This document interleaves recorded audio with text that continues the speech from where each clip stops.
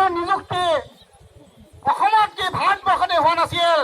সম্পূৰ্ণ মেধা সম্পন্ন, যোগ্যতা সম্পন্ন নিকা পদ্ধতিৰে এইসকল শিক্ষকে আজি শিক্ষকতা কৰিলে 7 বছৰ। 7 বছৰ শিক্ষকতা কৰিলে। আকৌ 2017 চনত আপোনালোকে আকৌ নিযুক্তি দিলে টেট শিক্ষক প্ৰায় 12,000। এই যে 39,000 আৰু 12,000, এই গোটেই 29,000 আৰু 12,000 প্ৰায় 140,000তকৈ বেছি। এইসকলক স্থায়ীকৰণ কৰিবৰ কাৰণে আপোনালোকৰ অসুবিধাটো ক'ত? যিসকলে 2012 চনত টেট শিক্ষক হিচাপে নিযুক্তি লাভ কৰিছে তেওঁলোকে বেতন পাইছে এটা পৰ্যায়ত, কিন্তু তেওঁলোকে নিয়মীয়া থকা হোৱা নাই। আমাৰ দাবী সেইসকলক নিয়মীয়া কৰিব লাগে। নিয়মীয়া এখন কাগজৰ কাম, ইয়াত লাজৰ প্ৰয়োজন নাই। চৰকাৰে যদি ভাবে যে আমাৰ পইচা নাই, তোমালোকৰ পৰা পইচা বিচৰা নাই। 2012 চনত এপইণ্টমেণ্ট হোৱাখনক তেওঁলোকৰ পইচা নাই, তেওঁলোকক আপোনালোকৰ সন্মান দিব লাগে। শিক্ষকসকলক যে শিক্ষকৰ ঠিকা বৃদ্ধি নহয়, তেওঁলোকে পাৰ্মানেণ্ট চাকৰি আৰু তেওঁলোকৰ ন্যায্য দৰমহা প্ৰাপ্য। এইটো মাননি, দৰমহা নহয়, মাননি। শিক্ষাগুৰুৰ মাননি, প্ৰাপ্য মাননি আপোনালোকে দিবই লাগিব। 2017 চনত যিসকল নিযুক্তি পালে সেই নিযুক্তিসকলে এটা লামচাম দৰমহা পাই আছে আৰু সেইখিনিত প্ৰাপ্য বেতন দিবৰ কাৰণে বৰ বেছি টকা খৰচ কৰিবলগীয়া নাই। যদি পইচা খৰচ কৰিবলগীয়া আপোনালোকে ভবা নাই, পৰা নাই, তেনেহলে আমি যে তেল কিনো, পেট্ৰল কিনো, সেই পেট্ৰল কিনোতে আপোনালোকে শিক্ষাৰ কাৰণে এটা পইচা আমাৰ পৰা কাটি ৰাখে কিয়? সমগ্ৰ ভাৰতবৰ্ষ তাৰ হিচাপ দিয়ক। শিক্ষাৰ অধিকাৰৰ কাৰণে, শিক্ষাৰ প্ৰসাৰৰ কাৰণে পেট্ৰল ডিজেল কিনোতেও যদি আপোনালোকে আমাৰ পৰা পইচা এটা কাটে, সেই পইচা আপোনাক ক'ত খৰচ কৰে? নিৰ্বাচনত খৰচ কৰে,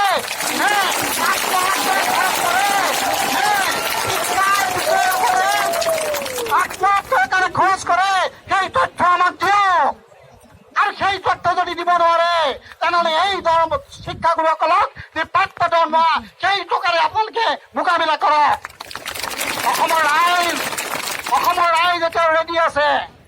এই শিক্ষাগুৰুসকলৰ স্বাৰ্থত শিক্ষাগুৰুসকলৰ 41,000 শিক্ষকৰ প্ৰাপ্য বেতন পোৱাৰ কাৰণে যদি চৰকাৰৰ ৰাজকোষ সুদং, তাৰ বাবে যদি কিবা টকাও দিব লাগে, অসমৰ ৰাইজক আপোনালোকে আহ্বান কৰক। অসমৰ ৰাইজে টকা অসমৰ ৰাইজে ওলাই আছে। শিক্ষাগুৰুসকলৰ স্বাৰ্থত এই টকা দিবই, নিশ্চয় দিব। সোণোৱাল ডাঙৰীয়া,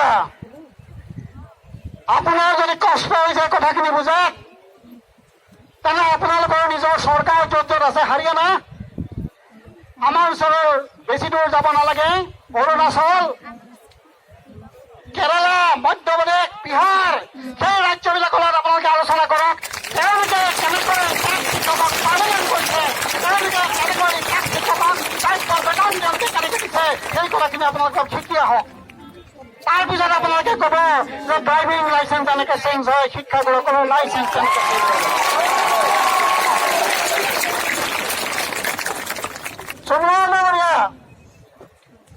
আপুনি যদি এটা শিক্ষকসকলক পাৰ্মানেণ্টলি বেতন দিয়াৰ ব্যৱস্থা, দৰমহা পোৱাৰ ব্যৱস্থা আৰু স্থায়ী নিযুক্তি নকৰি ঠিকা ভিত্তিক ৰাখে, আমি থাকিম।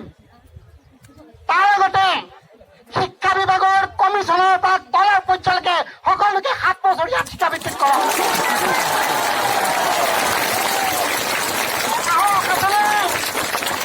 কমিশনৰ পৰা পিয়নজনলৈকে শিক্ষা বিভাগত থকা সকলোকে ঠিকা ভিত্তিত আপোনালোকে কৰি দেখুৱাওক।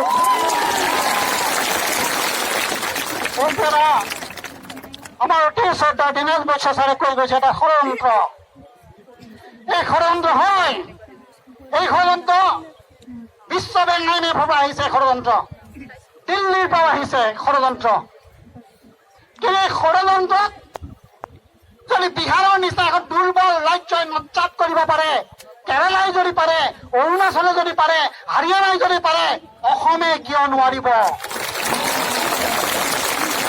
এই 120,000 শিক্ষকৰ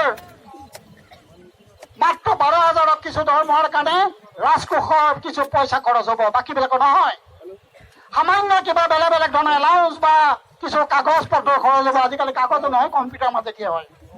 গতিকে এই সমস্যাটো সমাধান কৰিবৰ কাৰণে সদিচ্ছা লাগে, কেৱল সদিচ্ছা, চৰকাৰখনৰ সদিচ্ছা লাগে। মোৰ মাজে মাজে ভাৱ হয়, এটা ভাল কাম হৈছে চৰকাৰে আকৌ 9,000 শিক্ষকক পাৰ্মানেণ্ট কৰি নিযুক্তি দিব নৱেম্বৰত, ভাল কথা দিয়ক। কিন্তু আপোনালোকে সৰ্বমুঠ কি কৰিছে?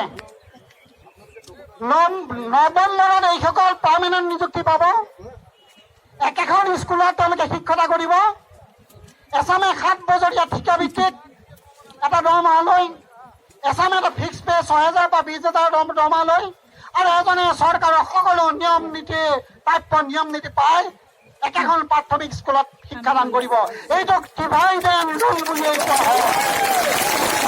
আৰু এই ব্যৱস্থাটো অসমৰ শিক্ষাৰ প্ৰাথমিক স্তৰ, সেই প্ৰাথমিক স্তৰটো আপোনালোকে নজ্জাত কৰিবলৈ ষড়যন্ত্ৰ কৰিছে। কাৰণ আপোনালোকে দেশ চলাব নোৱাৰে, তাৰ কাৰণে প্ৰাথমিক শিক্ষাবিলাক ধ্বংস কৰি ব্যক্তিগত মালিকৰ হাতত তুলি দিয়াৰ এই এক ষড়যন্ত্ৰ আপোনালোকৰ। যদি এই ষড়যন্ত্ৰ নহয়, এই ষড়যন্ত্ৰ যদি আপোনালোকৰ নহয়, তাৎকালীনভাৱে আজিৰ দিনটোতে কেবিনেট সিদ্ধান্ত গ্ৰহণ কৰক। শিক্ষামন্ত্ৰীগৰাকীয়ে এখন কাগজ লিখি দিলে এইটো সিদ্ধান্ত নহয় বন্ধুসকল। শিক্ষামন্ত্ৰীয়ে কালি কৈছে যে আমি আলোচনা কৰিছো। এই আলোচনা অনানুষ্ঠানিক আলোচনা, আনুষ্ঠানিক আলোচনা নহয়। আপোনালোকক চিঠি দি সন্মানকে নিমন্ত্ৰণ কৰা নাই, এটা অনানুষ্ঠানিক আলোচনা। অনানুষ্ঠানিক আলোচনা তেওঁ কৈছে আমি চিন্তা কৰিছো, একো কৰা নাই। আৰু এই কিবা হাতেদি লিখি দিলেও সেইটো সিদ্ধান্ত নহয়, যেতিয়ালৈকে কেবিনেটে সিদ্ধান্ত নলয় মুখ্যমন্ত্ৰীৰ নেতৃত্বত। এই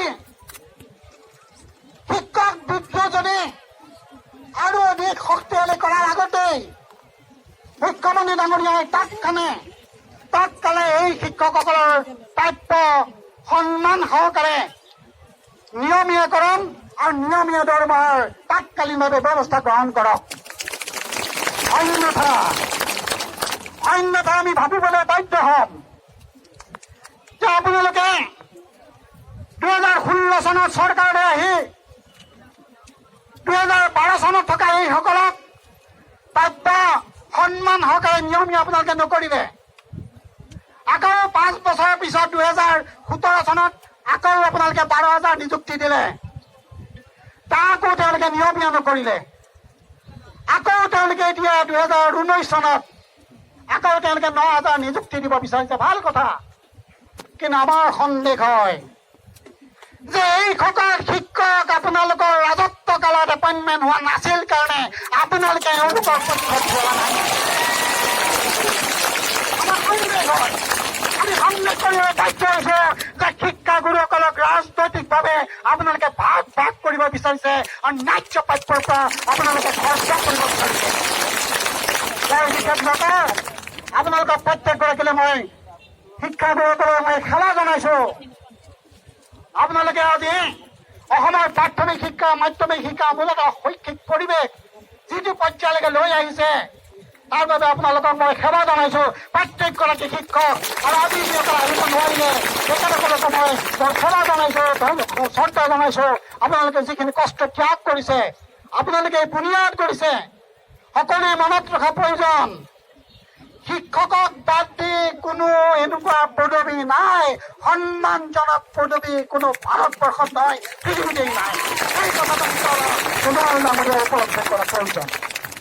দেশত আজি দৃঢ়ভাৱে আপোনালোকে দেখুৱালে এই সমস্যা সমাধান কৰিবৰ কাৰণে সৰ্বানন্দ সোণোৱাল ডাঙৰীয়া সঁচাই যদি অসমৰ জননেতা, সঁচাই যদি অসমৰ মুখ্যমন্ত্ৰী, সঁচাই যদি অসমৰ অসম সন্তান হয়, তাৎক্ষণিকভাৱে এই সমস্যা সমাধান কৰিব বুলি আমি আশা ৰাখিছো।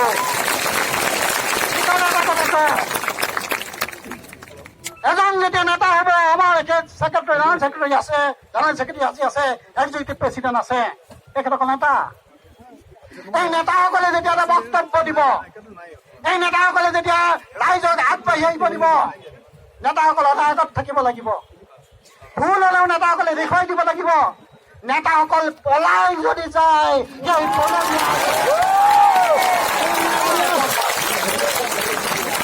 সেই দুৰ্ভাগ্যৰ বিষয়।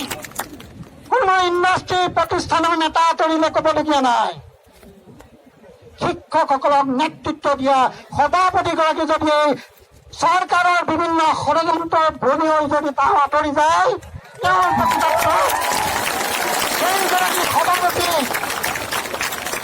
সেইগৰাকী সভাপতি প্ৰকৃতাৰ্থত শিক্ষাগুৰু হোৱাৰ যোগ্যতা নাই।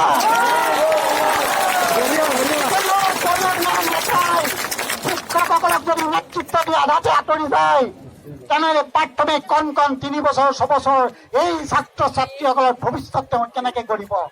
তেওঁ কেনেকে গঢ়িব এই ছাত্ৰ ছাত্ৰীবিলাকক? যিবিলাক ছাত্ৰ ছাত্ৰীৰ ভৱিষ্যত দেশৰ ধৰণী হব, দেশখন তেওঁলোকে নেতৃত্ব লব। ৰাইজ এজন গ'ল, যাব দিয়ক, ভাল হ'ল, ভাল হ'ল। এনেধৰণৰ এটা গেলালো থাকিলে গোটেই ৰাস্তাটো গেলি যায়। শিক্ষকৰ মাজত এইটো হ'ব নালাগে। আৰু সেইটো ওপৰত আহিব আমাক আপোনালোকে যদি ন্যায়ভাৱে যিটো ছাত্ৰ ছাত্ৰী শিক্ষা দিলে, তাৰ কাৰণে আপোনালোকে এইটো এটা পুৰস্কাৰ পালে, যিটো মানুহ আঁতৰি গ'ল। শক্তি আহিল আপোনালোকৰ। এই বিশাল মানুহ জনজাগৰণ কোনেও হয়তো ভবা নাছিলে। অসমৰ মানুহে দিছপুৰত বহি থকাসকলে ভবা নাছিল যে এনেকে মই ভাগ কৰি দিলো, কেইজনমান পাতি আলোচনা কৰিলো, টিভিত কথাখিনি কৈ দিলো।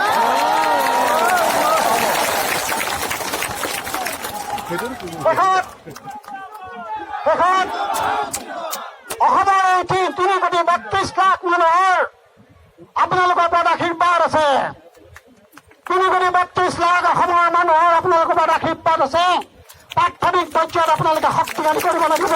আৰু অসমৰ ৰাইজে আপোনালোকৰ ন্যায্য দাবী, ন্যায্য প্ৰাপ্য আদায় কৰিবৰ কাৰণে যিকোনো পদক্ষেপ ল'বলৈ অসমৰ ৰাইজ বাধ্য থাকিব লাগিব। সেইকাৰণে বাধ্য থাকিব লাগিব। তেওঁ যদি নিজৰ সন্তানটোক যদি মানুহ কৰিব বিচাৰিছে, তেনেহ'লে শিক্ষকসকলক মানুহ হিচাপে জীয়াই থকাৰ, গুৰু হিচাপে জীয়াই থকাৰ প্ৰাপ্য সন্মান দিয়াৰ কাৰণে তেওঁলোকে ব্যৱস্থা গ্ৰহণ কৰিব লাগিব। শিক্ষাগুৰুসকল, আপোনালোক সকলোকে অভিনন্দন জনাইছো। এই কথাখিনি আপোনালোকৰ নেতৃবৰ্গই ক'ব, কিন্তু মই এজন ব্যক্তি হিচাপে কৈছো, দিছপুৰ চলো অভিযান 100% আজি সফল হ'ল। আমি দিছপুৰত যাওঁ নাযাওঁ বেলেগ কথা, গণতান্ত্ৰিক চৰকাৰ এখনৰ তাত সকলো কৰিব পাৰিম।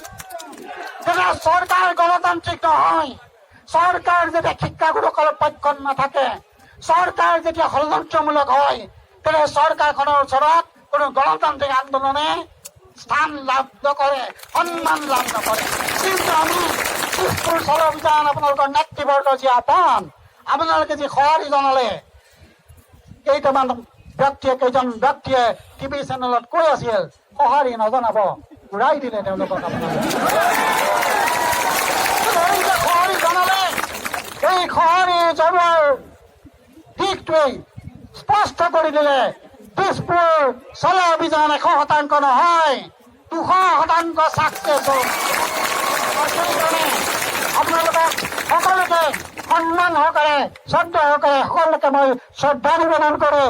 আৰু এই সংগ্ৰাম বুলি নহয়, প্ৰাপ্য, এই প্ৰাপ্যবিলাক, এই প্ৰাপ্য আদায় কৰাৰ কাৰণে সমগ্ৰ সময়ৰ জনগণ আগন্তুক সময়ত আপোনালোকৰ জড়িত হ'ব বুলি আশা কৰে। সকলোকে পুনৰ শ্ৰদ্ধা জনাই মোৰ বক্তব্য সামৰিছোঁ।